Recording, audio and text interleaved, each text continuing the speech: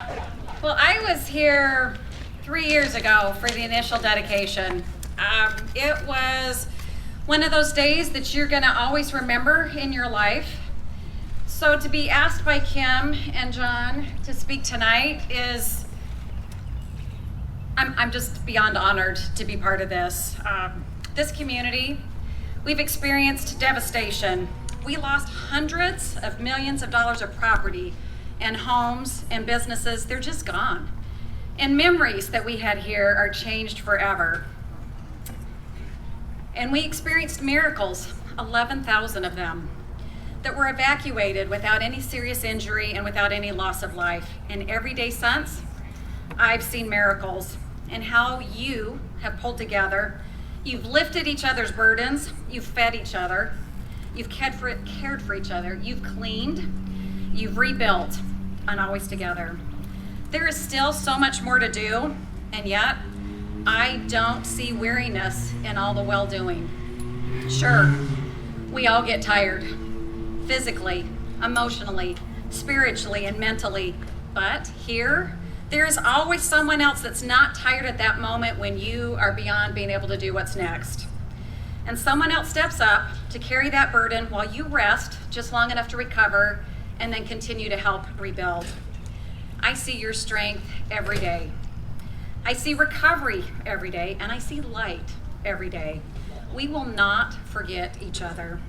If you've ever played team sports, you know that the victory's the sweetest is the one that you had to work the hardest for. And when we've rebuilt and we are stronger and we're better, and in this case I'll put faster, like the $6 million woman, from those of you that are as old as I am, you will know that this will be sweeter than it ever was before. We will continue to lift and rebuild together and know that you are not alone, that you are not forgotten. In fact, just as an example today, Roger Houck and I are here. The entire legislature shut down early so that we could be here with you today. We stopped early so that we could be here to give you some good additional help and support. So tomorrow there will be some legislation that is dropped on the House floor, and we will be introducing an additional $500 million of funding.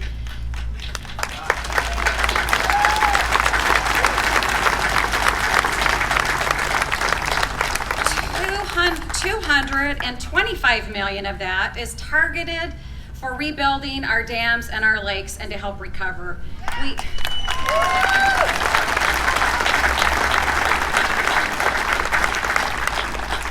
We have not forgotten you, and we never will, and we will be with you every day and every moment as we continue.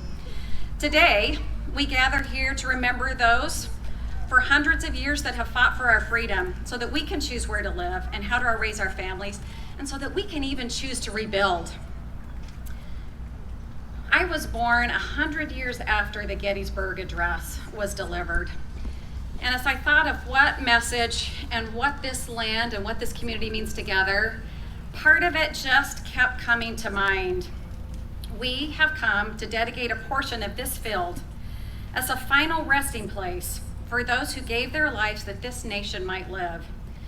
It is altogether fitting and proper that we should do this, but in a larger sense, we cannot dedicate, nor can we consecrate, but we can hallow this ground.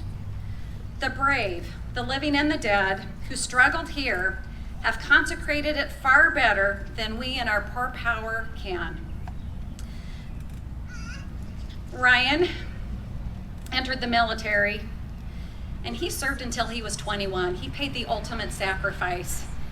His parents, Kim and John, have taken that tragedy and have blessed us every day. When they shared the vision of the initial sanctuary, that when someone has given everything and they've come back, or someone has given everything and their loved one has not come back, that this would be a sanctuary, there was no question in my mind that when we lost this precious part of Sanford, that they would be first in line to rebuild.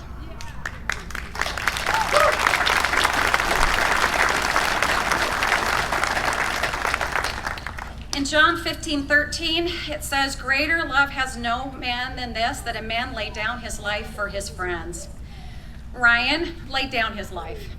His parents, Kim and John, have blessed us with this memorial, and I see daily how they give of their time and treasure in his memory. Let us never forget those who've paid the ultimate sacrifice, and let us live in a way that we can honor that sacrifice. Let us not forget those who dedicate their time and treasure daily to rebuild what we have here today.